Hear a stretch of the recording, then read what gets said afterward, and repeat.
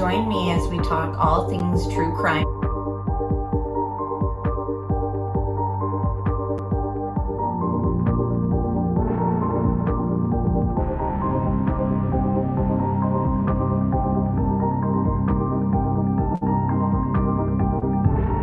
Made contact and shattered.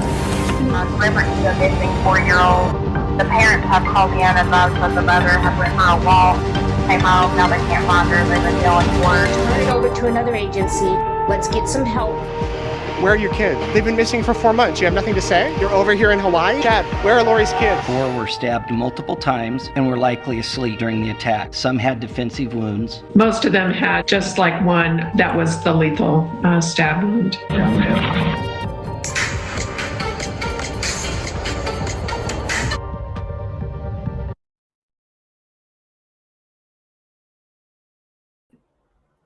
Hello everybody and welcome back to the channel. I'll just wait to make sure that chat can hear me before I continue on. This is our third live stream on Lorivallow, and this is sort of a bit of a recap before the trial starts today. Again, they are on different time zone than us. I believe court will start around like 11 Eastern time. I could be wrong, but I just know that we are a few hours ahead. And so we're just going to do a little bit of talking and recap like we've been doing. This is the third one that we've done where it's like a recap.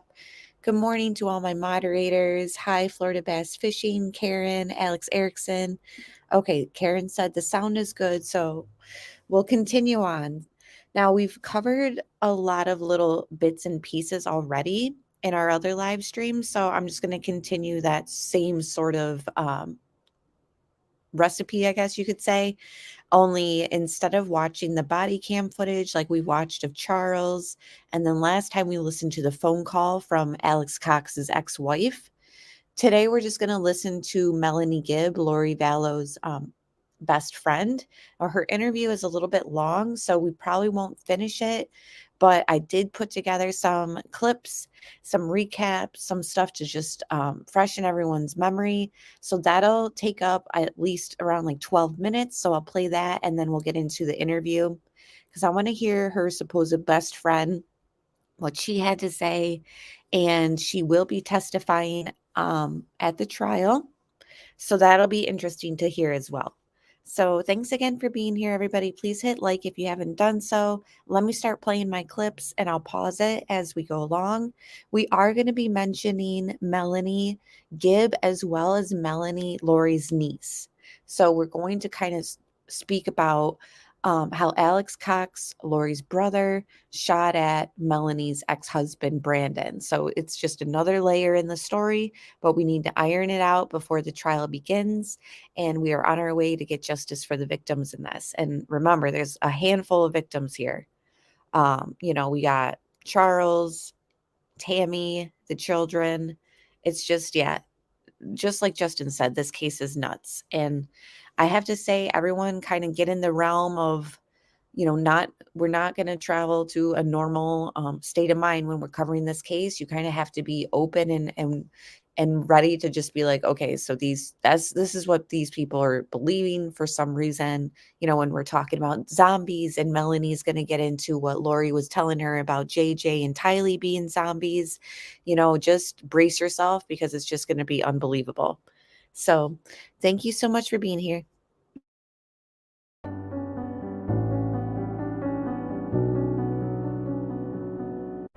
Here's what JJ's grandparents had to say recently. In the courtroom, I just want to stare her down. I just want to stare her down and let her know that, she's not winning this one. She's not going to win this one. The arc of justice tends to bend to the righteous. The evidence is there. I've said that from the get-go. And I truly believe it's really not going to be that big of an issue. Personally, I would have liked to have seen both of them in court together. Vallow's defense has filed a notice of alibi saying that when her children died in her brother's apartment, she was with 2 friends and with Chad Daybell in her own apartment. Looking at that, knowing that, are you surprised that she's basically implicating her brother Alex in the responsibility to all this? Alex has been their patsy since when they were planning it. We knew when Charles was murdered that Alex was it and that Lori was using him. He was just so angry, like super scary. Did you know how you take your phone away from like a 16-year-old and they freak out? Like their world disintegrates. Like I've taken my phone away from a 16-year-old boy before, and he's like wanted to kill himself because like they kidnapped him. That's how it was. It was like if something on his phone that he does not want me to see, that he was like freaking out, like to the point where I thought he would hit me in the back of the head to get the phone. Okay. So you thought, and not, I don't want to put words in your mouth, but you thought it was possible that he was going to hurt you. Absolutely, he was going to hurt me and Tylee. Okay. Not JJ, he would never hurt JJ. Okay. And he hurt my brother. Like, he was going like ballistic about. It was bad. And so. And so the rest of it went on down to when Brandon was shot at, and when someone tried to shoot Tammy 10 days before she died. That was Alex. Through every hearing, we've seen Lori appear. You know, she has the hair and the makeup done, and she smiles from time to time. Does this feel like a slap in the face every time you see her express herself this way? No. And I'm going to tell you the reason why I have to use right now. I got to sit 6 foot behind her in that courthouse, and I can tell you right now, those leg bracelets that she had on and those handcuffs, that hair that looked like it was combed with a combine is where it's starting to wear on her. And as far as I'm concerned, she is starting to get her dues. They killed two most precious things in the world. Her flesh and blood, her daughter, was murdered in the most gruesome fashion that can be heinous. It's heinous. So this is a picture of Lori pregnant with Tylee. That is Charles's sister. And I'd like to also add, since they're speaking about how heinous and gruesome the way that Tylee was killed, we do have to note also that from the reporters in the courtroom, during jury selection, they wanted to make it clear with jurors as they were, weeding them out and whatnot. They wanted to know, if we were unable to come to a conclusion of how one of the victims died, their cause of death, would you still be able to convict somebody? So that makes me think that the condition that maybe Tylee was in was just, her autopsy and the pathologist maybe just couldn't come to a set conclusion of how it happened. I don't know. What are your guys' thoughts? We also have Tammy that they exhumed. And, was that question for the jurors in relation to Tammy or Tylee? Beyond heinous. And JJ, my God, the most innocent child there was out there. Happy birthday, dear JJ. She believed in the end of the world and that everyone was going to die, and she was preparing for it. She would say things about the end of the world and about driving off a cliff with the kids. She worked in the primary, and she was so good with all the kids. It just seems like she kind of lost it. Would you believe Charles if you were the responding officer here? I will kill you because you're not Charles, and nobody will care. He said, you're not Charles. I don't know who you are, what you did with Charles, but I can murder you now with my powers. If she's as irrational as you say, I think maybe you should get your son out of the school and prevent that from happening. She needs help. Yeah. She needs some serious help. I want her to get help. I'm worried about her. I'm worried about her. Friends close to Lori have stated her religious views got more extreme once she had met Chad.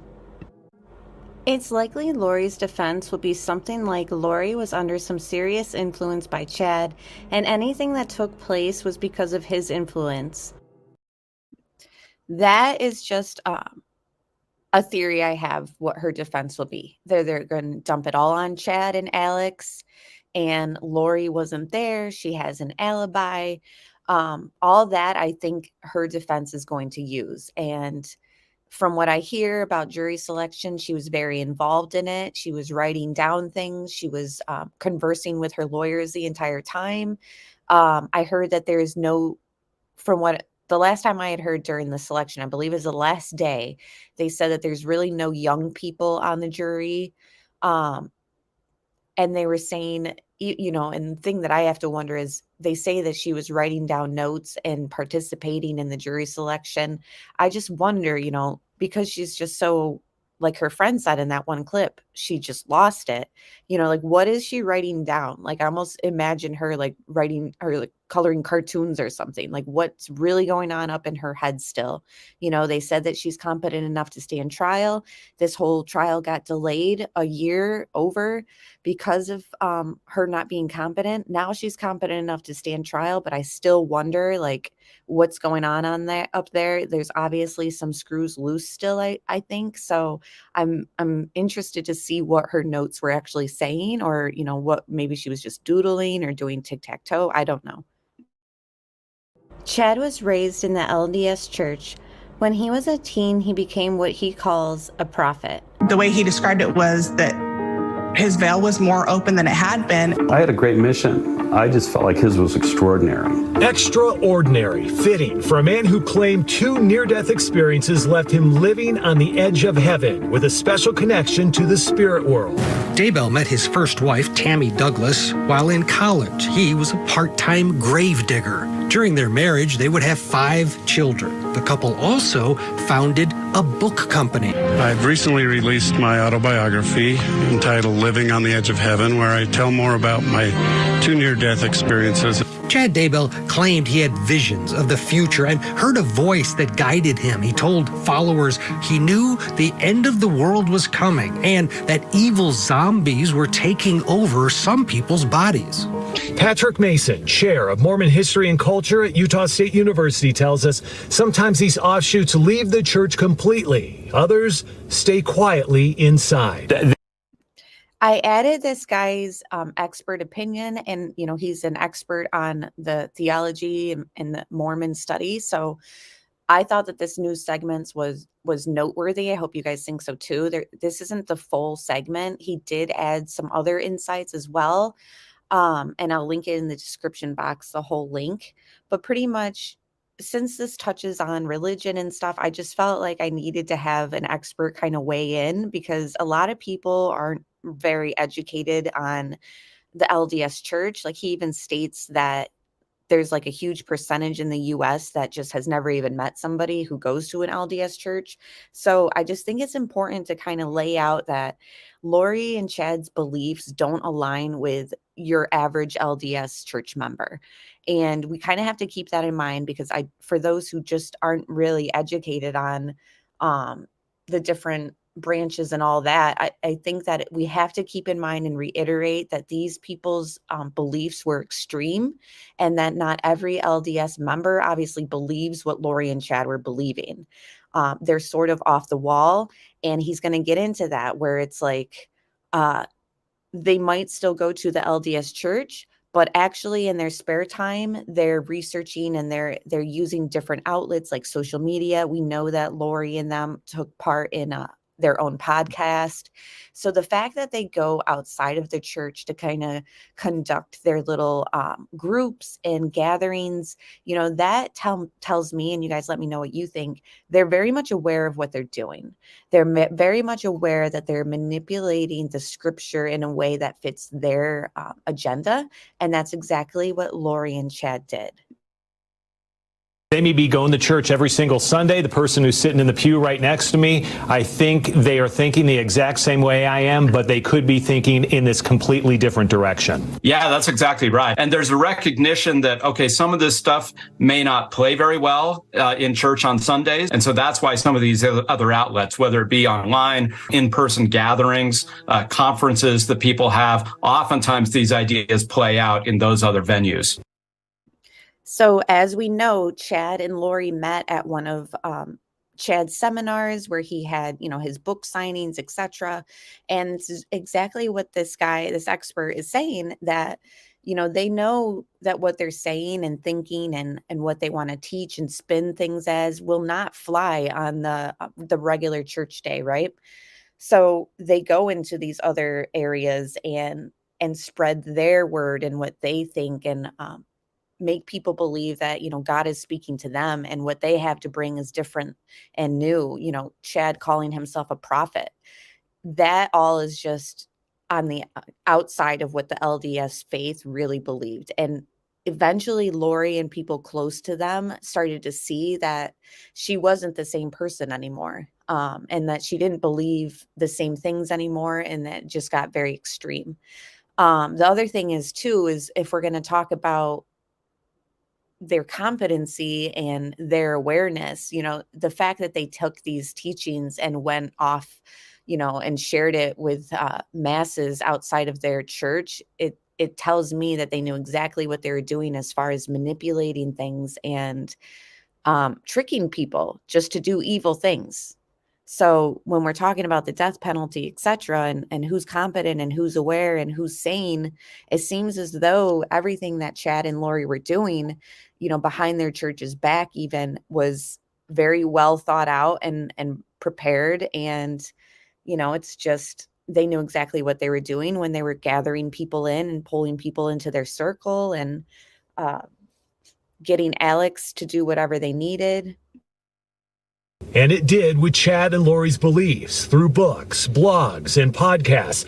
Daybell's Doomsday fiction novels took him to prepper conferences where, for some people, preparations for the end of times mixed with prophecies and visions for the future. Like-minded followers believed that they were living a higher law. Power, which she believes she had the patriarchal power. These different groups, they feel like they have additional knowledge, right? But we have special knowledge, or we have access to new information that God has given us, or to the way that we interpret scripture. So at what point does it turn dangerous? We know from court records and other things that, there was a baseline of mainstream LDS belief, but then they were getting ideas from other places, reading other books that are in online forums, and then they assimilate these things. And it looks like Chad and Lori were putting together some of these ideas in really unique and distinctive ways. When those ideas turn into the idea that they need to take out other people, when they need to commit violence against other people, that's when those ideas become dangerous. And speaking of ideas becoming dangerous, we're going to listen to a little bit of Melanie Gibb's interview. We already heard some of these clips from these other friends, and in previous streams, even more people who were in their circle and said that they started saying strange things or stuff that didn't align with the LDS faith, etc. It's just, I can't help but wonder still, and I know a lot of you guys feel the same way, like, why didn't anyone come forward and say, this is getting weird.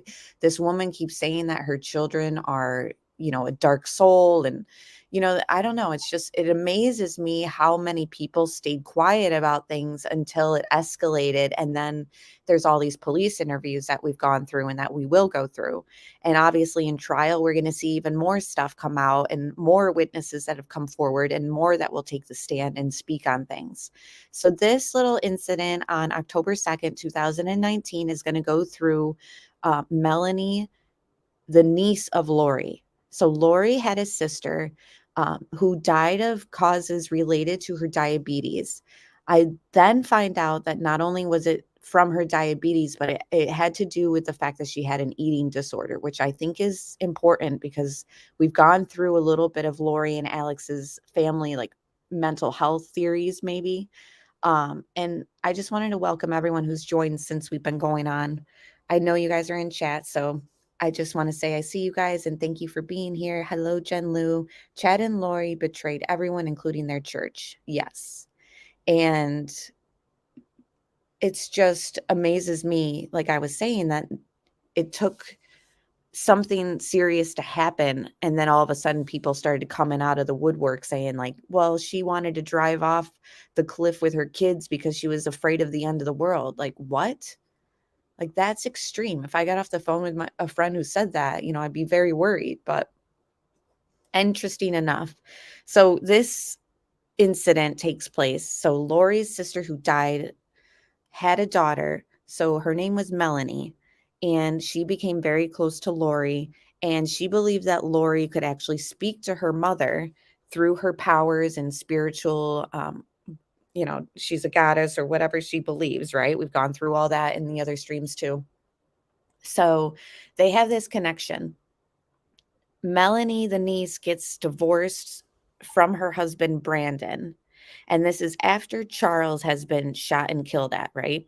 So this incident takes place, and Jen Lou and everyone else, I asked Alex when we were speaking about this incident because I wanted to iron it out and make sure I got it accurate.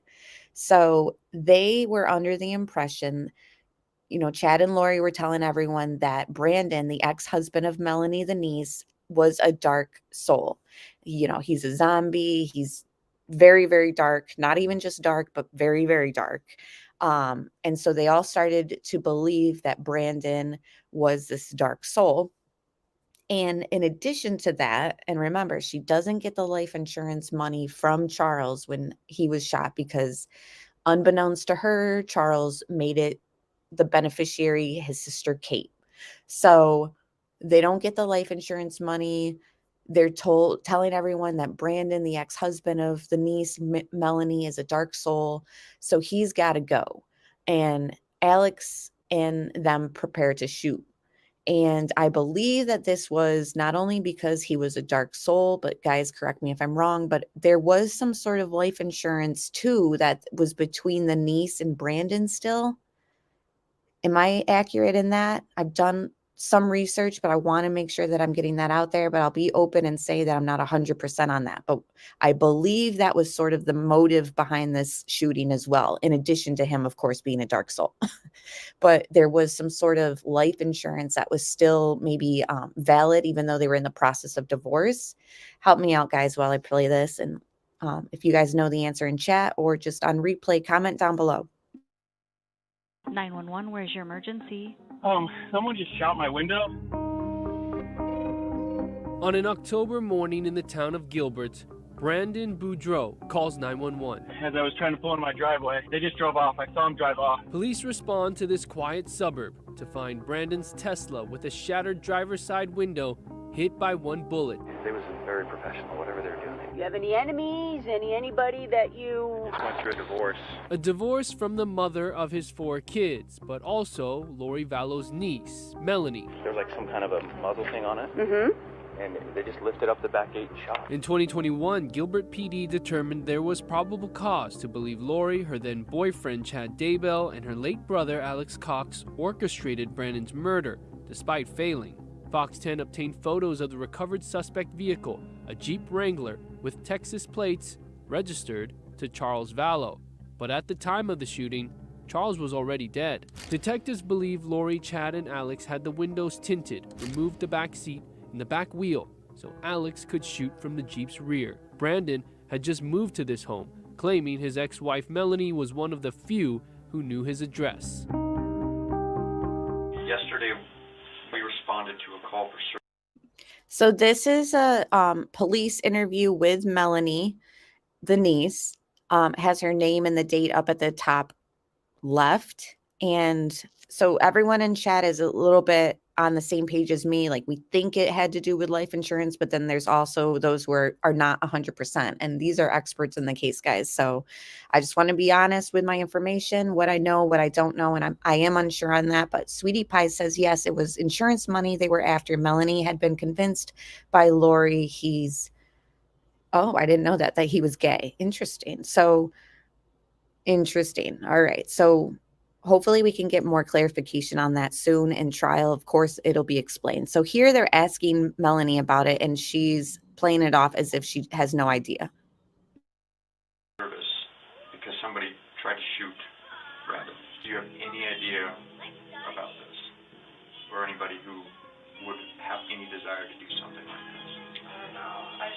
The day after the shooting, as Melanie was speaking with the detective, GPD believes this is Alex and Lori on security footage carrying a Jeep wheel and backseat out of a storage unit in Rexburg, Idaho.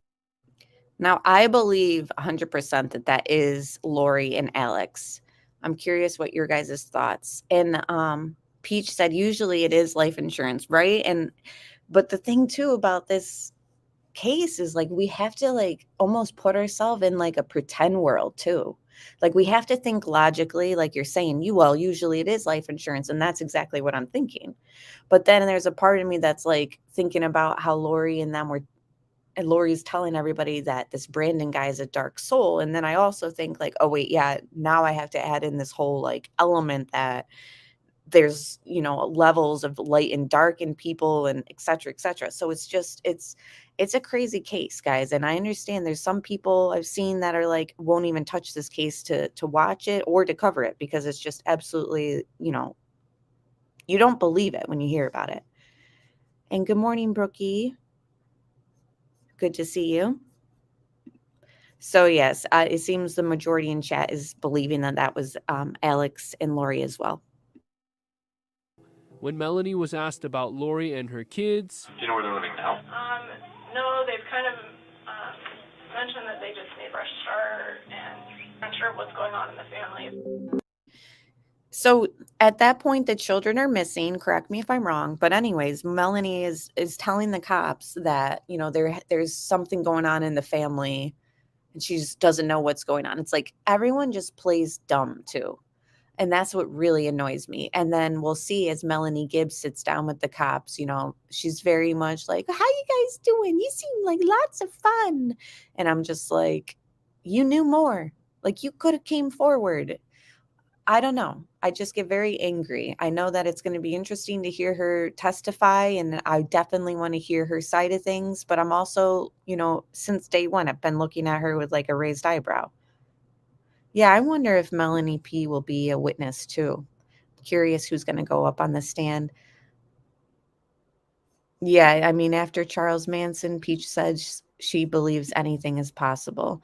And what are you guys thinking? Who's Charles Manson in this scenario, Lori or Chad?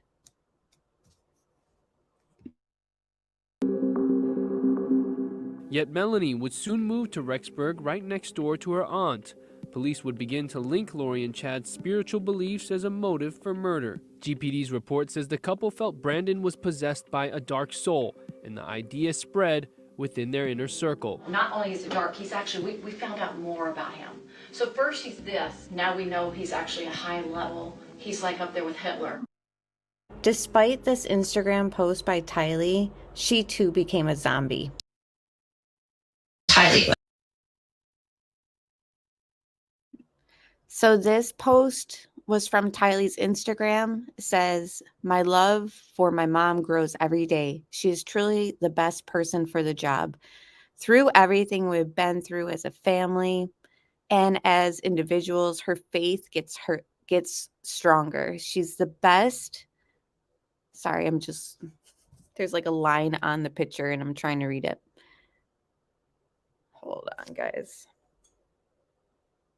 But this is an actual Instagram post by Tylee before she was killed. The year is 2017. But it's devastating to see this post and how much she loved and like praised her mother. And then her mother turned around and did this to her. She's the best example of how I want to be as a mother someday. Happy Mother's Day. And again, that was May 14th, 2017. It's just, so sad to see that she had dreams herself of being a mother and that she idolized her mother and wanted it.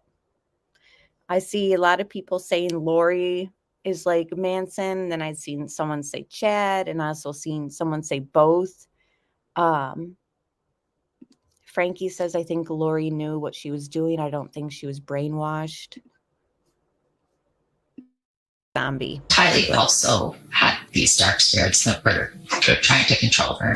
Lori kind of pulled me aside and started saying a few things that were not, like, according to the LDS faith. Satan was ramping up his powers, and their evil was just so pervasive in this world, and that it was her job. She was responsible for casting out these zombies. Tammy was Chad's first girlfriend and relationship.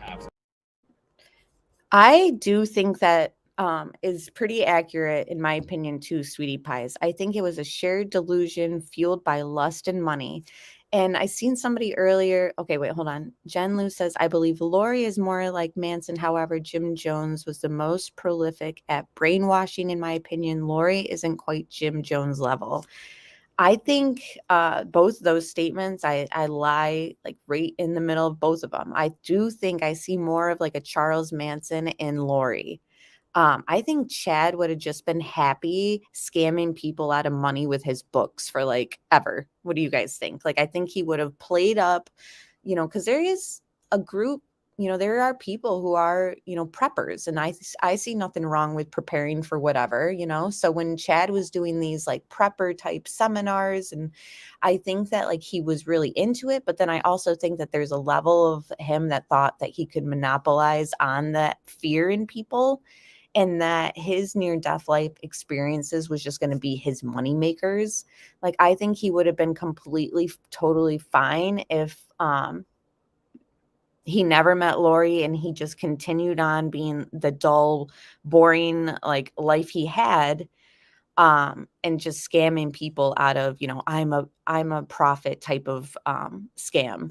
But then Lori, I do think, has more of the like Charles Manson, like, I don't know, just so cold. The day that Charles was shot and killed, everything about her demeanor, actions with the pool party, it all just speaks volumes. Texting Charles's sons, telling them through text that their father died. I mean, Frankie said she would have done anything for Chad. She was obsessed with him. I don't get it. And it's so funny because like we shared, I don't know if you guys watch Family Guy, but we shared like a meme in my Facebook group, and it was a profile of Chad and Peter Griffin from Family Guy side by side, and it's like uncanny, like they're like twins. Chad would meet Lorivallow in 2018. They had an affair, and she became a dedicated follower of his cult-like group. The next year, Chad's wife Tammy died in her sleep. What happened to Tammy, Chad? Can you tell us what happened to Tammy? Why have you guys been in Hawaii for so long? I begged her to go to the doctor because her heart was failing her. She was physically falling apart. 2 weeks after her.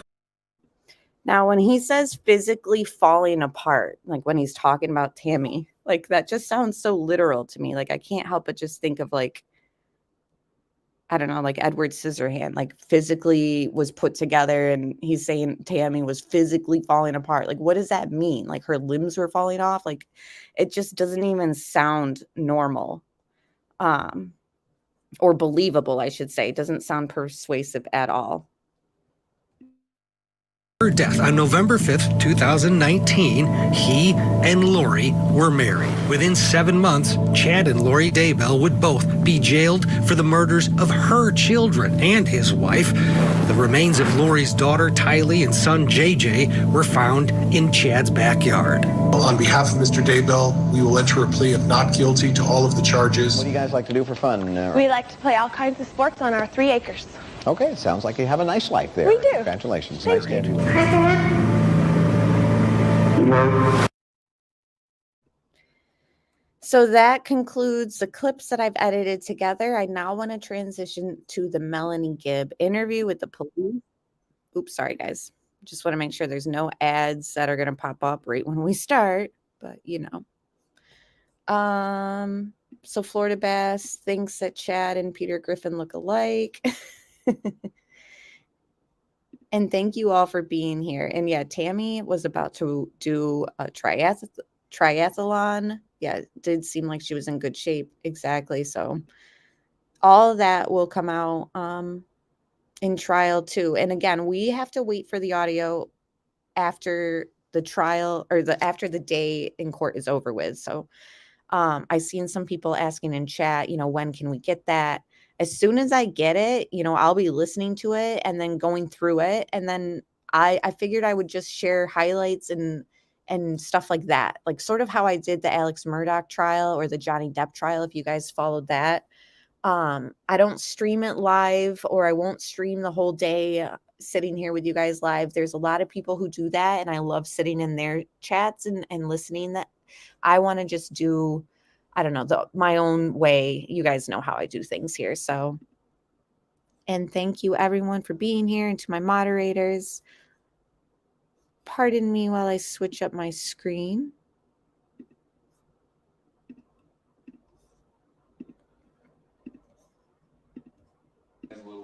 And I was like, they got the gossip. You know what I heard? I don't follow me. I don't look up any information about what people say about me. Don't want to know, don't care. Anyway, but somebody told me, did you know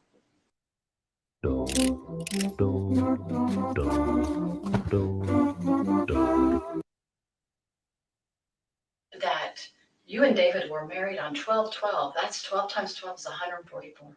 Like the 144,000 I went. So thank you so much, Pizza Chemist, for gifting the memberships. I appreciate that.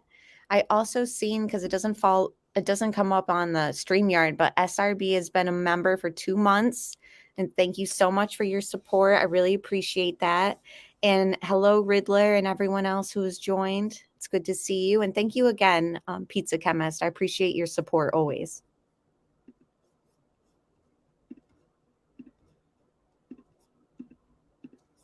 Oh my God. I was like, I never ever put that together. And then it was Alex's death. Didn't even know it was his death. Didn't even know. Because I didn't memorize the day. December? That's what they said. And I was like, yeah, I thought that they know more than I know about myself. And I was crazy. It's crazy. People, you guys are like, why do you spend your life looking at another person and gossiping about them? That is so bad. Some people, and really with this case, that are so involved with it, is like, it seems like it's just consuming their lives. It's consuming. It's addiction. And they're always posting, they're always looking, always coming with these little things. Oh, it's so gross. I don't know what else they're saying, and I don't want to know. So I always tell people, don't tell me. Don't want to know what they're saying. Just leave me alone. So do you guys buy that she tells people don't tell her and she doesn't want to know things? Like, it's like, no, honey, you wanted to know all the gossip. Like, you let Lori talk about her drama and all this craziness because you were bored. It's just, I don't buy her at all. Like, I don't buy the fact that she's so oblivious and didn't believe it and just brushed it off. Like, I don't know. I don't know too much more. Isn't that great? So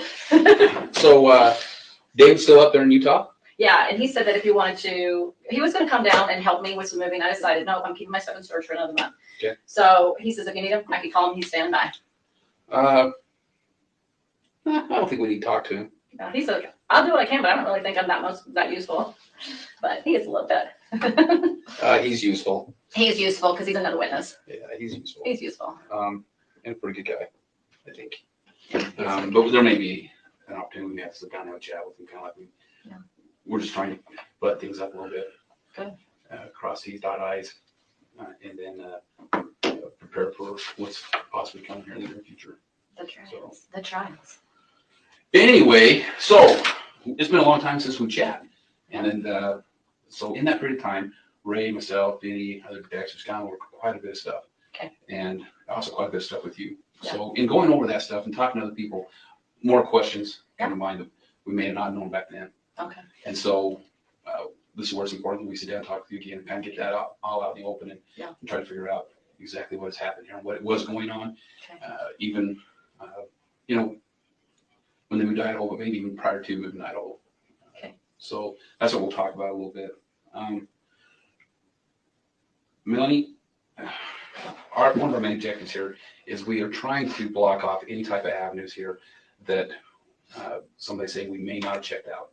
Okay. Okay. So in doing that, some of these questions popped up, and I want you to be honest with me. And I don't have any reason. I'm always going to be 100% honest with you. To believe that you haven't. Okay. But what I do want you, anything that we talk about that you don't think is important, ask us. What I don't want to happen here is Melanie think, well, you know what? And I don't know if that's happening. I hope not. But something you might be holding back on us, thinking, well, I'm not sure if I really want them to know that. Okay. Unless they ask me a direct question about it. Okay. We don't want to have to be pulling information out of you. Okay. Just be an open book and tell us. Absolutely. And it'll make this a whole lot better, faster. Yeah. So, Last we talked to you, we didn't really hit this portion up very hard, but I want to talk to you a little bit about these castings. Is that what you referred to them as, or do you know? Yeah, I think so. What else were they referred to as? It's been a while since I thought about it, so I can describe how it came about and what it sounded like, if that helps, because I don't really know what else to call it than that. Okay. Does that make sense? Yeah. So you know the idea of casting out is to help evil spirits leave the body, right? That's the whole premise from Christ. Well, I've never heard of it being, well, okay, so I know that let's go back to Christ Christ. casted out demons. Yeah. I understand that. That's the premise, that's all. That's all it is. I mean, that's what the idea is to get, if there is an evil spirit in you, then you ask in the name of Christ that evil spirit leave. That's what it's about. Okay. So sometimes in my mind, I'm having a little trouble trying to picture this. Okay. But like, if I look at this, I'm like, such and such has a evil spirit in them. Yeah. I'm not sure I would call a group together to have a prayer and a casting. Yeah. Or if I would just, in my own personal prayer, say, Lord, will you help this person out? Right. I don't agree with it, but I want you to know that's what the idea. Anything I tell you, I don't agree with, but that's how it came about in the time. So how it started was this: we were in Sulema's house, probably in January. I don't know how to remember the date. Now, Zulema, for those who don't know, is another member of their, little circle, and she married Alex Cox, so that Lori's brother.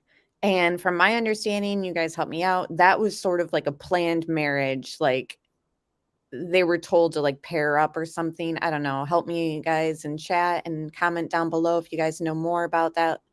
I also seen somebody in chat asked if they were all swingers with each other, and I agree with Alex Erickson's statement, something about that there's been a lot of rumors about that. I mean, I wouldn't be surprised, and I'm curious if we'll find that out in trial. I'm sure we will, because they're gonna dig a lot deeper into what was going on behind closed doors with their meetings, and like she's talking about the chart right now of everyone's light and darkness. And good morning, Titanium Built. It's good to see you.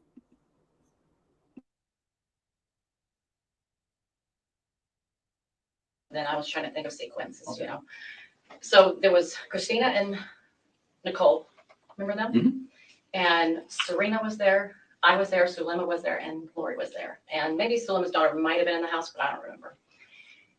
And so she was talking to everybody about that Charles had this evil spirit in him. Okay. So that was kind of what they were talking about. Okay. Tell me about that evil spirit. Did the evil spirit have a name? Yeah. Remember we talked about it. It's the Ned guy. Right. That's what they said he was. And he was this Ned person. Okay. All right. So she's kind of talking to the girls, and they're all kind of talking about what's going on. And she's like, I don't know what we're supposed to do about this. How do we get, how do I do that? I don't understand what this. So nobody has any information about casting out at this point. And then Christina, she starts talking about something. This was all beyond me because I didn't do the energy work. I mean, I had energy work done to me before, but I don't know how to do it. And I don't know if Christina knew about it or not. I'm not sure. But Christina started talking about, man, I don't know how she brought it up now. It's been a long time for me to remember. I don't know how they start talking about it, but somehow they start talking about casting out somehow. And then they all start joining in. See, her not remembering how something was brought up about casting out somebody, like, I just don't believe that. Like, I feel like in the real world, or you guys let me know, if you're in a conversation and people are talking about casting out people, wouldn't you remember exactly how that conversation started? I mean, that would just be so memorable of like somebody coming forward saying that somebody needed to be casted out. Like she's acting like, oh, how did we get on that? I don't know. And like, putting her finger up to her, like thinking about it, like, no, you know exactly how this conversation started. I was listening because I didn't have any comment to make to it. I was like, I don't know. And then they were trying to figure out, she was trying to help solve the problem. Like, if this Ned is in him, how do we get him out? Or I don't even know if that was the right word at the time, get him out. But can I stop real quick? Yeah. Remind me how she knew that was Ned. Okay, that was, remember when Chad made the phone call? Lori and I were in her house, one of her houses she lived in. Not the last house, but the one prior to the last one. Because I remember where I was at certain times, so I remember the house. Anyway, so I remember she was coming in the door. It seemed like we just did a podcast with a couple of men. So we just did that podcast. They left. And Chad calls and says, hey, I want to let you know that I did some research and figured out that this Ned. Oh, it's been a while since I thought about this. Yeah, that's right. I know Ned, what you're talking about. yeah, you even forgetting details. It's been 2 years, right? Or something like that. So Ned, Schneider, thank you. And Ned Schneider is in him. And she was taken back a little bit because it was a new concept for her. She didn't know about that this could happen. So this was introduced from Chad. Absolutely 100% sure of that. Okay. So then she was ruminating over that idea for a while. They were talking. How are you 100% sure of that? That was introduced by Chad. Because I'm watching them talk on the phone. And after that conversation, she shares with me, this is what Chad just shared with me. All right. And so she didn't look like she made it up because she had never talked that way before. She never said anything like, hey, there's an evil spirit. And that never occurred to her. So when she first told me, I could tell she was like trying to absorb it. It looked like it was new for her.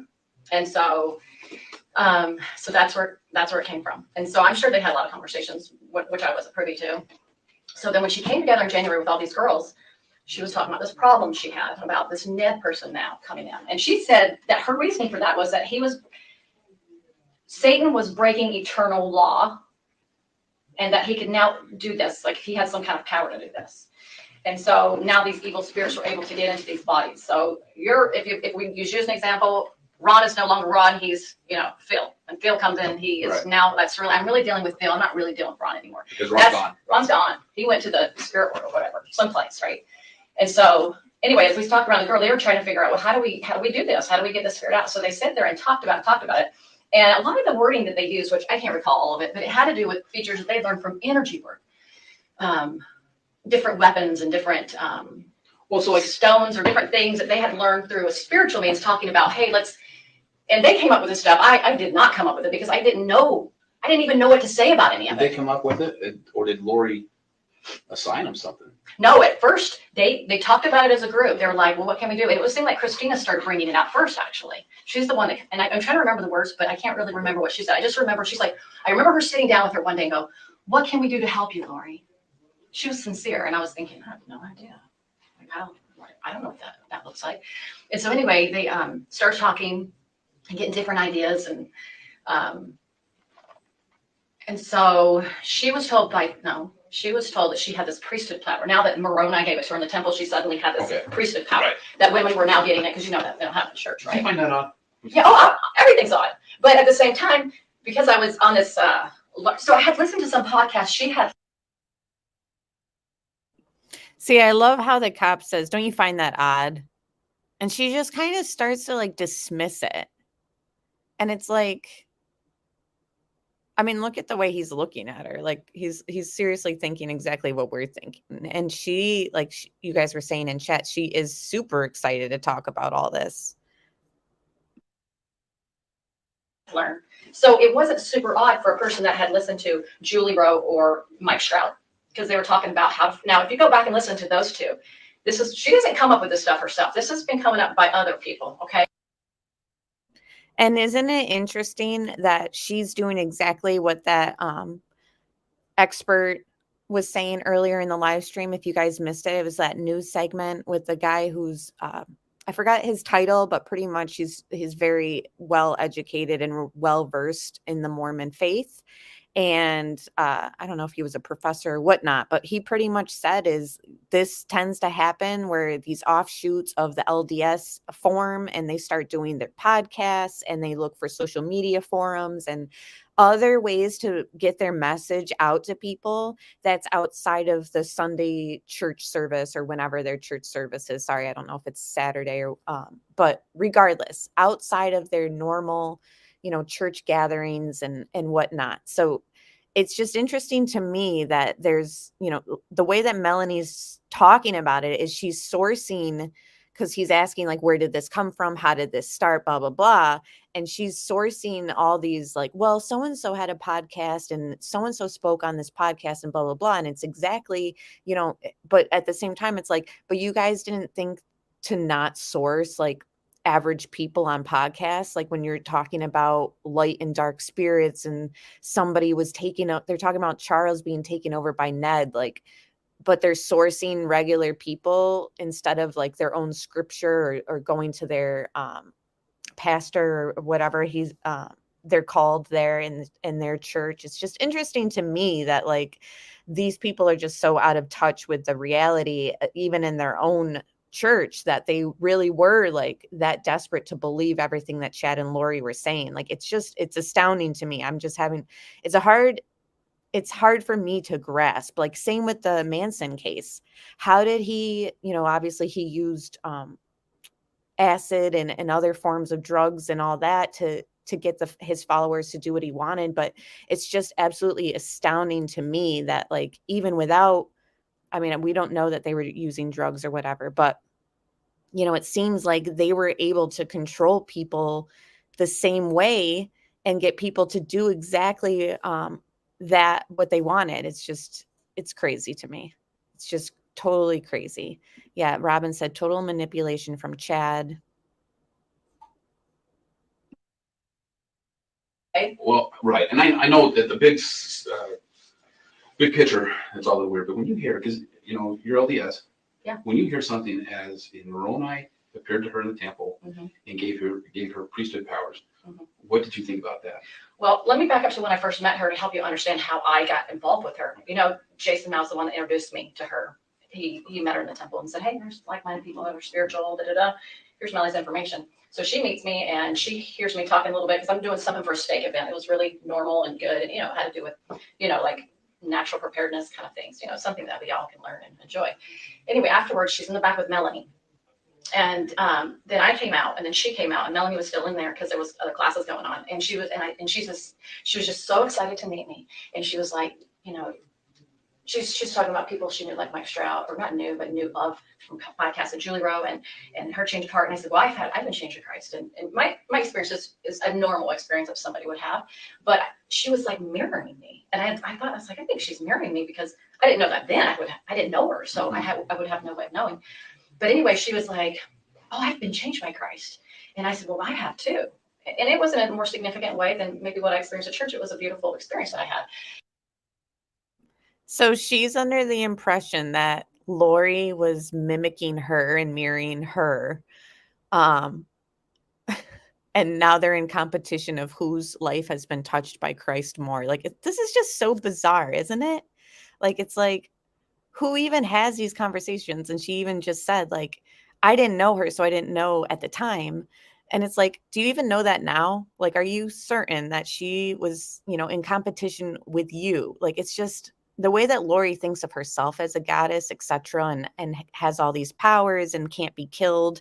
I mean, we heard Charles straight up say, like, she believes that she cannot be killed. She's been married to, I don't know the exact word for word name, but somebody very high up in that church or whatever. And she's been to all these planets. Why would Lori want to mimic you, Melanie? I'm sorry, but it's just, everything that we know about Lori, she's a narcissist. She's this, that, even that clip of her in the Wheel of Fortune thing, when she's saying that she has the perfect life and it's really nice, this and that. She was about to be divorced at that point from Tylee's father. So everything that you see her smiling and her doing beauty pageants very much paints it as Lori is the best. Lori doesn't need to compete with anybody. So it's just amazing to me that, yeah, exactly what Marshall Dove says. She wishes, like, what is Melanie on here? And so, but there was nothing odd about it. It was just beautiful, And so she said that she had the same, and she was super excited. And then she said, well, I said, you must have been through a really, a lot of challenges in your life to be able to have these experiences. She goes, well, she says, I've had some special experiences with the Lord in the temple. And she might have said in Rome at the time too. She might have, I can't remember if that was the next time I saw her or not. And I was like, wow, what have you been through? And she's like, well, my kid was raped by her father, and who would have known that probably is a lie. But anyway, she was bringing this story about all of her trials, and they sounded genuine to me. I did not think she would. I don't think people are manipulating. That's one of my weaknesses. I don't manipulate. I don't know how to. So I was so foreign to it that I was like, oh, she can't be lying to me. She sounds just like me as far as my testimony of Christ. Now, not all the crazy stuff, but just that normal kind of sisterly bond that you would have with somebody in church. So then she tells me, well, because we had listened to Mike Stroud, he talked about 144,000 and about how people are going to be called to help be instruments in God's hands of bringing people together, like the lost tribes and different things in the last days. And so she says, well, I've had these experiences, and I know that I'm part of the 144,000. The Lord sealed me his in the temple kind of thing. And I didn't necessarily disbelieve it. It wasn't a new thought for me because I had listened to different podcasters talk about some of their experiences, and I didn't think that they were lying either because they sounded like it matched Mormon doctrine. All of it did. Because I read the scriptures a lot, and I thought, well, I know about these things, but somebody's actually having them. And so, but people can have real experiences, but somebody can take that and act like that as their own. Sure. And I think that's what she did. She took some information that could or couldn't have been true. I don't know if the guy had it or if he was deceived. I don't know that personally. But anyway, she learned a lot about, and Julie Rowe, they talked about casting out. They talked about when evil spirits, you put your arm to the square, you cast out, you use, and then talked about love is your most powerful weapon, and different weapons. He would say different weapons. I don't know if he described them, but he just talked about love as the most powerful weapon we can use against the adversary. So I don't know, maybe she took that, and then she took Julie Rowe's freaked out stuff, which she's whacked, but she was heavily into the energy work. And a lot of these things were like coming through all these weapons and different things and evil spirits around you. So I remember one time she told me when she was in Hawaii, before I ever met her, so this was when she was living there, she recalled a moment. She goes, I remember, Melanie, I woke up and an angel woke me up and said, you need to email Julie Rowe and tell her that she's a true servant. And I was thinking, wow, maybe Julie, because I didn't think Lord was lying to me. I thought she was really enlightened. And anyway, she believed in this. And anyway, she said she finally figured, she said, I can't even email, or I don't do Facebook. She's like, I just finally read the back of the book, had the email on it, and just said, you are a servant, and that's it. And she just said, Lori, and that's all she said. She sent off and went back to bed. So I was thinking, wow, okay. And so, so when her and I met that day, she's like, I know that Moroni, she must have told me about Moroni, or he was the savior. I know that he's called me to be part of the 144,000 to help other women. I'm to gather other women, something like that, and help them be part of the gathering kind of thing. Okay. So her and I go to the temple. We go to the Phoenix temple because I remember the Gilbert temple was closed. So we're going in there. This is, if you're LDS, you're going to be surprised by this. This is where the deception really began. I go into the temple and I'm going to the dressing room. We're getting our white clothes on, and she is in the dressing stall. I sped up the interview a little bit, but she is super hyper in this. I don't know if she's on drugs or whatever. I seen somebody ask that. I'm not sure. She might just be super hyper because she's sort of like this in other interviews also. Marshall Dove says, I believe that Melanie was already involved and she invited Lori to speak on the podcast and was actually already semi-established and more of a gather of followers. I definitely could see that too. Yeah. Yeah, I think she is a little bit manic. I come out and I stand behind. They have an arch window in the Phoenix temple, right in the women's room. And I'm standing there, and all of a sudden I get this like heat all over my head. And I'm like, what's that? So I said, Lori. And she comes out. I said, feel my head. And she goes, oh, it's happening. And I was like, yeah, it's really hot on top of it. I didn't have a fever. Nowhere else on my body was hot. And it wasn't because the sun was coming through. It was really like this heat. And it lasted for, I don't know, like a minute or two. Mm-hmm. And she's like, wow, it's happening. I'm thinking, wow, that's pretty awesome. I'm thinking that's good. And so anyway, we go into a couple of different rooms. I don't want to share too much because it's a temple. Right. But anyway, she thinks that she has the power to ordain me at that point to be part of this 144,000. And so she says a little prayer. That's her thing, her little prayers. And did she say she got the keys to ordain you? Yeah, from the Lord himself and from Moroni, herself in the temple, in the initiatories, in a certain location in the initiatories. And the interesting thing, I told this to Rob, the same place that Sulema said she saw the Lord was the same place he said. And I was like, how did that happen where she said the same place? And he goes, well, Melanie, people can have some psychological word. I don't remember what he called it. So the psychological word that she had this experience in. And I was like, well, I never had anything like that. So I don't have the experience they do because I don't have visionary experiences. That's not me, but that's not my gift. So I just assumed that because they had them, they knew more than me. Well, if they can see that, I can't see it. Maybe I don't doubt that people can have gifts like that. I'm very much a believer in that. So that was a bit on the odd side that happened to me in the temple. And I've asked other people that work in the temple and different things. They said, well, they can bring Satan in with them. I'm like, oh, yeah, they can. Mm-hmm. So that was sad. So that's where my confidence came from with her, because I'm in the temple of my God. And that happens to me. Sure. So kind of on some level, Melanie just admitted that once she shared what Lori was doing and saying, angels are talking to her, etc., and she was telling people about it, they warned her that, Satan can do the same thing. So it's sort of like she admits that she knew better and that she shouldn't have, gotten so deep at that moment, like right here. And it's like she tries to play it off like, well, they told, and they warned me that Satan can do the same thing. And she's acting like the victim here. But it's like, right. Like, wouldn't you have already known that? Being so well versed in scripture and all that she's pretty much claiming she had been, and that Lori was mimicking her and mirroring her about. Like, it's just very interesting that like she plays it off like, oh yeah, I was tricked. And it's like, no, you knew better. So I had to, you can imagine after all this happened, I had to read back and go think, it's like, all those things you thought were revelation, get rid of them. Don't even remember. Don't go back to try to figure out, Heavenly Father, what happened here? I thought I was on your team. Sure. And I cried to the Lord. I said, I cheated on you. I broke my heart because I was that absolutely gobsmacked by it. Okay. Yeah. So with these castings, and the first one you're involved in was at Zelina's house. And I can't remember if they did it that night or the next day, or I don't remember, but it was. Was it still at Zelina's house? Yeah, I think so. Yeah. Pretty sure. And was that just for Charles? Oh, absolutely, because that's the only person they knew had that issue at the time, according to their pretend revelation. I call it pretend because who knows what they're listening to. Describe to me how they did it? How they did it. Okay, so they were trying to figure out first how to do it, and so they were all coming up with different ideas, and I wasn't familiar with their vernacular. They would say things like, like Melanie would coin the phrase probably like some kind of malachite or something. Like malachite's a gem. Mm-hmm. So they thought that gem had powers. Like in the chakra world, people get into stones and stuff like that. They kind of brought that into that. So they thought that had the power. And then those malachite rings or the malachite stone. Well, she eventually got that. Yeah, but that was yeah, like the malachite stone. And then I remember Serena having a moment where she was like, "We just need to ask." I don't know, it was a question. I remember it triggered something like, "We need to ask permission for something."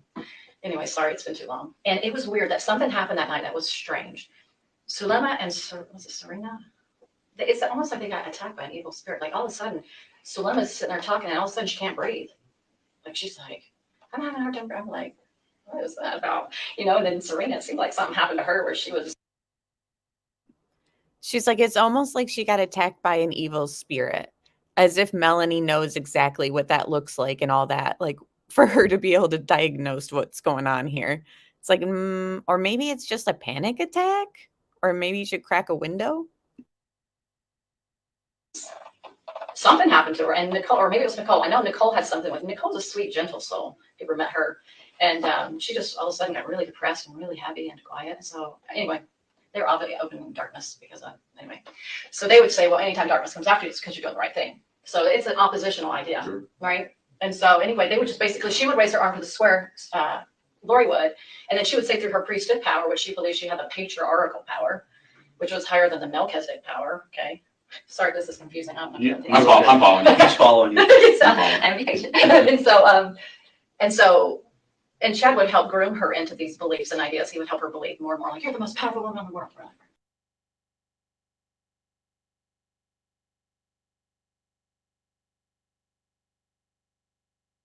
I just wanted to pause it real quick and zoom in on the detective's face there. Like after Melanie, told him to hang in there while they talk about all this. Like what? Yeah, Peach says this guy has a headache listening to this. I think he's just looking at her like, what did I get myself into? And again, this is the same detective who found JJ, and in court, and we shown in the last live stream, he kind of testified how JJ was found and how he was bound with duct tape, layers on layers of it, etc. Yeah, everyone's pretty much feeling sorry for this guy here, but oh my gosh. All right, I'm going to play a little bit more. We're going to go until 10 o'clock, and then I'm going to head out. And you guys can finish this on your own time if you'd like. So let me just play it more, and I'll pull up your guys' comments in chat while we're listening. And so, so anyway, they would just, each one of them had like a little something to say, like how they could help in a loving manner. It wasn't like an evil or a dark, like a yucky kind of a voice. It was, or I'm mad at you kind of a voice. It was like, come to the light, or something like that. And so the only part I pitched in was my testimony of Jesus Christ.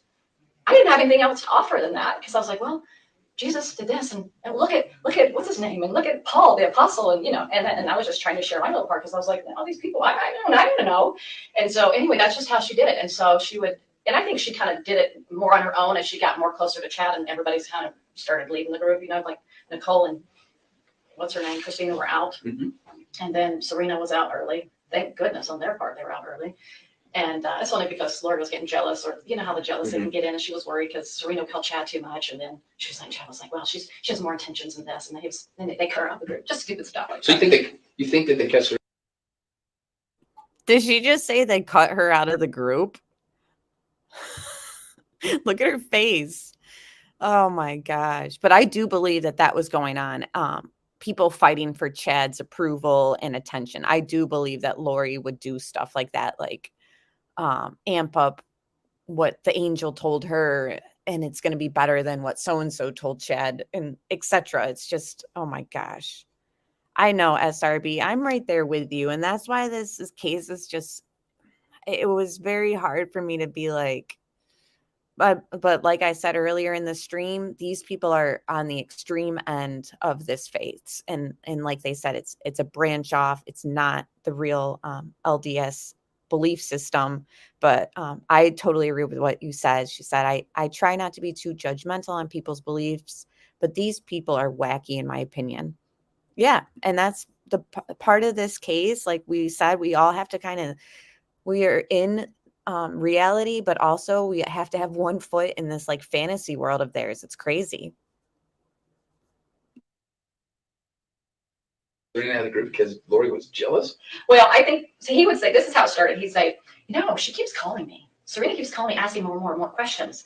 And then he would tell that to Lori. And Lori would talk to him about that and say, oh, she wants to learn more power. And she's actually now getting darker because she's getting like Julie Rowe or something something stupid like that.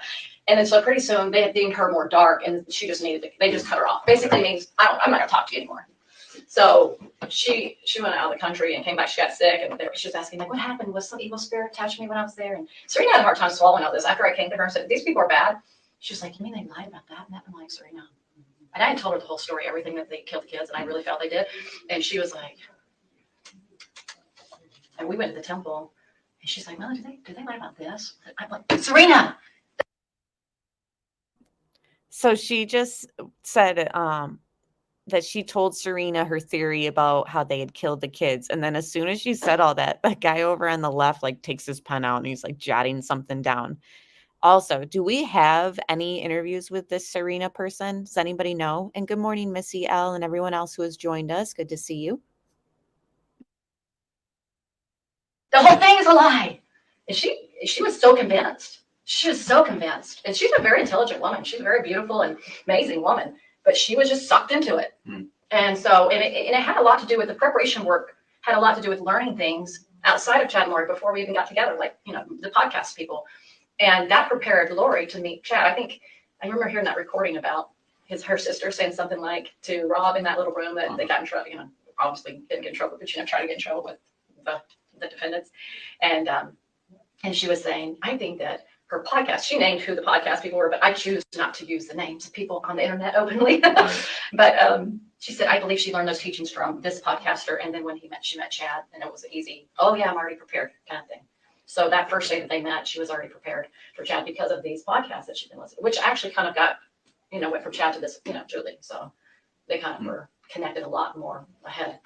They worked together quite a bit, and that's where he learned a lot of his energy work from. I believe that's because I don't know that he knew about it until Julie Rowe, because Julie Rowe's the one that brought this whole emotion code and energy work and all that. She's the one that really opened that up. And then he switched from being with that one lady, Suzanne Freeman, and then he dumped her. I call it dump because he just kind of moved from one person to the other. And they went to Julie Rowe, and then he dumped Julie Rowe, and then he went to Lori. So he kind of kept doing this, probably for money. He's really into his books, so he wanted to make money. And I've learned that he made a lot of money off Julie books. I recently learned that, but from a good source. But so this is what the castings really were about, is to invite the spirits to leave, or with their so-called power or their, things that they would bring. I never thought this was like a huge deal. I talked a little bit about it before. I always say too, it's like we did prayer, she did prayers to help pass or something. I don't know how I said it, but to me, it has no effect. It didn't do, there was no power in what she did, so it had nothing to do with anything because it was all by Satan. Now, when Julie Clement got involved, I remember one night we were at Lori's, the last house she was in before Charles died. I think he was still alive. And I remember they were doing a prayer, and Julie. Now, right there is proof that Charles gets lost in the mix. And I've been saying that, you know, even in the mainstream media, they'll say, Lori is also facing conspiracy charges against Chad's deceased wife, Tammy. But the thing that they don't say, like in addition to the charges with the kids, is that she's facing conspiracy charges. You know, Arizona State has charged her with conspiracy with Alex Cox against Charles. So even though Alex, the murderer himself, admittedly so, I mean, he said it was self-defense. We all know that's BS. Either way, you know, she is facing charges against Charles, and Melanie here talking about this and that. And she says, was that before Charles died? No, I think it was after Charles died. And it's like, just proof right there. Like Charles keeps getting lost in the mix. Like, I don't know. Obviously they all need justice and we need to find out what happens, but it's just unbelievable. Like the way that Charles just wasn't listened to, you know, by the police. And I don't know. It's a hard situation for sure. And good morning, Sleuth Mom. I know that some people in chat are sharing the audio when it comes out. I don't know how exactly you guys planned on doing it, but if there's any channels who are going to play the whole day in court, like once it gets released, let me know and I'll pull the comment up on the screen, because I want to know, you know, where people are going to play the whole day, so that I can go to the streams too and listen. And yeah, we'll listen to a little bit more of this. Thanks everyone for being here. And thank you to my members and everyone who is joined. And if you were gifted the membership by the Pizza Chemist, consider sticking around after the membership cancels after a month. We'd love to have you. Clement and Zulema with their, I don't know, energy, they both do energy work. They're saying, she's like, I saw this dragon, something like this. And I know Zulema said she saw that later, and I didn't see anything. So that's just what they imagined in their, I don't know, this, you know, some evil spirit tricking them, something. How many castings do you think that you were involved in? Gosh, I don't know. I'd have to make a guess because I wouldn't know. What would you guess? Maybe 10, maybe. I'm not sure. Um, And they were just for chat, for, I think most of them were on Charles and not the kids. And Tammy, I mean. See, it's just her admitting this right now. Like, he says, how many castings did you do? And remember, these are when they're having their little group sessions and they're talking about who's dark and who's been taken over by a zombie, etc. And she's like, it's almost like she took part in the conspiracy against their deaths in a way, like on some level. Like, don't you guys think so? And she's like, Charles for sure, you know. And it's like, well, what do you know? Charles is now dead. It's very eerie. And for her to be like, you know, I didn't think it was serious, blah, blah. And it's like, really? I don't know. It's this lady. I know they probably did. I don't know what they did with the kids. I don't have any idea on that part. They probably, I'm not sure on Tammy. Maybe. Let me ask you about Tammy then. Yeah. Was Chad there? Or was it just Lori? Well, they did. There was one, I can't remember who it was though. Sometimes these things, I don't remember all of it. Because sometimes I was often detached from a lot of it because I was involved in my own personal life. So I necessarily was, you know. I know I'm asking a lot to try to reach back. Yeah, so we were in a circle, we were holding hands, and Charles had passed away, so it had to have been somebody else because Charles was dead. And Zulema, she started talking about that. She was into, you know, moving the earth and the earthquakes and all that. You probably know that. She thought she had the power to do that. And I remember Chad and Lori said something, and I don't know if anybody else said anything. So who was it? So Chad was there in the circle. Oh, yeah. Lori was there. Yep. And I think Melanie and Alex, Zulema, me and David David doesn't remember any of it. You can ask him. He's blocked it, dude. He was so blocked. He can't remember it. And this was after Charles died. This was right after he died when we had that little meeting. Remember how I said we got together one time in Charles's house? So that would be like July. probably. Yeah. But he died July 11th. 7. I always try to remember 7/11. Okay. So yeah. Yeah. You recall how soon after that was? She's just trying to narrow down the date that Charles died. July, and he says 11th. And she goes, oh, right. I always try to remember 7/11. Why are you always trying to remember the date? It's just very bizarre. The way her mind and what she is saying, like, what the heck? Elaine says, this lady is just as guilty. She knew what happened to the kids. Yeah, she like watched it all play out right in front of her. Weeks. Within weeks. Do you think it's still in July? David hadn't been in town. That's the only way I can track it. But this casting was for what reason? To continue to help the spirits that are in the bodies to talk them out of leaving their bodies. Okay. What bodies? I think it could have been Tammy. It might have been Brandon, maybe. That's the only two I could think of. That would be the only two I could think of because if they said anything about that, I have no memory of that. So no memory. And definitely, well, because not JJ, definitely, because JJ wasn't deemed a zombie until, September, right? Okay. So they would definitely not have done it about JJ. So probably Tammy and Brandon, because they said Brandon was definitely in this high level, dark. I don't want you, I appreciate you saying it was probably either one of these two or maybe both, but I need you to remember who was the cast, who was trying to cast it. If it was both, fine, but if it was just one. I know it's. Think about it. I can't even remember what Chad Lori said. Okay. I remember she always used her priesthood power, and then she's like, go ahead, take it over to Zulema. I remember that. All right. So, were you just passing the buck to Zulema?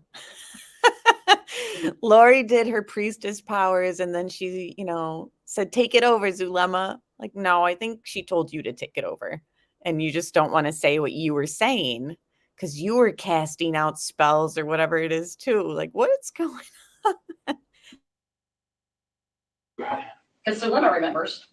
Yes? Some things. Okay. Refresh my memory when you were up there in Idaho. September? You dated in September. Mm-hmm. Was there a casting done at Lori's house? Not that I can recall. I tried to remember, like, did we have any? Not that I recall. Or did you have, how about a prayer? Where you guys got together and just had a prayer or anything like that? Well, normal prayers like on the flute or something, right. Possibly like that. I don't recall. Okay. I mean, I could say maybe, but I don't remember. So as far as castings, none of them took place in Idaho that you were present at? Not that I can recall. Okay. And I'm doing my best to remember, but it's horrifying to think about it, but I don't know. Okay. So the ones you may have been involved in were the ones here in Arizona, and that would have been at Lori's house? Yeah. Zulema's house? Mm-hmm. Where else? I remember when she was at Charles's house, and the one in Houston, or was it Houston or no, the other city? I always forget what city it was. Remember she lived in Florida and Texas? Mm-hmm. Remember that? I remember she was, I can't remember if it seemed like she was on the phone with Chad. I remember her talking about Charles because he was in the house. She was really into Charles's. She kept saying, oh, he's getting broken down. He's getting weaker. We're just we're doing things to help, get him weaker, get his, spirit out of his body kind of a thing. They were like working on him.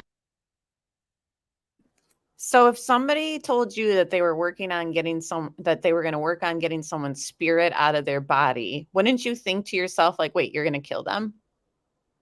Like that to me, that sounds like that's what it is. But the way she's making it sound like it's like this different thing. It's like, but when you take someone's spirit out of their body, like they're dead. So it's just unbelievable. Oh my gosh. I cannot believe this conversation and like what was being told to her and the way that she's like, yep, blah, blah, blah. And hello, Roxanne. Good to see you and everyone else who joined. Let's go for 4 more minutes, guys, and then we'll close out for right now. And then I will listen to the audios all week long and maybe go live Friday morning So either way, I'll be following this trial, putting together highlights and visuals and recaps like we did in the beginning of this stream. It was around 12 minutes long, just little bits of recaps because there's a lot of layers to this case. And it's about to get even more complex. Once they come out with even more information in the trial, we're going to need to kind of pull it all together in the same way. So it's going to be interesting, guys. We're going to find out a lot of stuff. Now I remember that a lot. So let me ask you this. Were there any castings that you weren't present? You were just on the phone with them? So there was, in the beginning, there was a phone call. That's right. Good. Thank you for reminding me. Serena, Sulema. At one point, Melanie joined in, Melanie, and Nicole, Melanie Boudreau. Oh, wait. Sorry. I remembered one. Let me just stick to that one right now. I'm sorry. That's right. All over the place. This is not enjoyable for me. That's right. This sucks. Anyway. We'll get through it. So yes, there was this phone thing because she was doing it through Zoom. It was a Zoom thing. And so they were like everybody had their own little parts. Like, so, like I just said, like mine, I just talked about Jesus, right? Mm-hmm. But one was over fire elements or something, wind, fire, earth. I don't know, just they come up with some funky words. And not that they were horrible words, they were just not usual, putting them together in a sentence kind of thing. I don't know how to describe it. Mm-hmm. It's very unusual. So yeah, they did that a few times on the phone. And then Dolores just kind of got tired of dealing with them. She's like, oh, this person talks too much. You get irritated with people. Like, I think she was always jealous. Anyway. So yeah, that was on the phone. And I don't know how many times, but I'd say a handful. Maybe they tried it maybe 2 or 3 times. Maybe, I don't know. And then one time, okay, so you know the house she moved in the first time, Alex's house, right after she left Charles the first time. Mm-hmm. She went to Alex's house for a while. She had Serena on the phone, and Melanie was new to it, and she really didn't know what was going on. So it was the first time Melanie was exposed to it. And I remember we were holding hands, and I remember she said, the hands got really hot and they got really cold. I was like, okay, not my experience, right? And then Serena kind of related to that. They were talking on the phone. And that was the night she came up with this idea, this map thing of zombies in the world. Arizona, Utah, Idaho, And then she's like, okay, Chad says, and she'd be on the phone. How many zombies in this state? She called him by name, Chad. I knew she was talking to him. How'd you know he was talking to him? Well, I just did. I mean, I just did. I don't know. I knew it. I'm sure she did, but Okay. God must have told her, I guess. She just knew. So yeah, let me link the rest of this interview in the description box. There's a lot left. It's very interesting. She will be up on the stand, I believe. She's at least listed as a witness. So we'll be hearing much more from Melanie Gibb, I'm sure, as we get the wheels of justice working closer and closer for the victims in this case. I think that's going to be it for today, guys. Let me see if there was anything I wanted to run down quick. And, you know, for her to say earlier in that interview about how she was kind of, in a sense, kind of blown away by these powers that Lori said that she had, and then told somebody about it, and they warned her that Satan can do the same thing, you know, and then for her to talk about zombies so casually later in this police interview, it's like, so you guys were speaking about zombies, and mind you, she kind of just starts dropping that word like so casually. Did you notice that? Like all of a sudden she just starts like casually saying the word zombies. Either way, it's like, didn't you know at that point too, like not only were you warned by people in your church that Satan can come this way and that way, but they were speaking about people being zombies and children too. So didn't you think that maybe at that point there was some red flags going off, and they're talking about getting somebody's spirit out of their body, like in reference to Charles, who's now deceased? It's just very alarming. I don't know, guys. It's gonna get dark, but thank you all for being here. We're gonna cover this and talk this through together. Thank you for Sleuth Mom and Alex Erickson and Jen Liu and the Evil CJ podcast for being here. Check them out as well. They have good coverage, as well as CDT. She's always linked in my description box. And yeah, yeah, exactly. Plot twist, Taylor says they were the zombies. Yeah. Complete evilness for sure. But we will talk very soon, guys. And I'm very interested in following this. I'll be taking notes, and I know that you guys will as well, because you guys always bring good comments, and those on replay, comment down below your thoughts. And we'll talk very soon, guys. So thank you.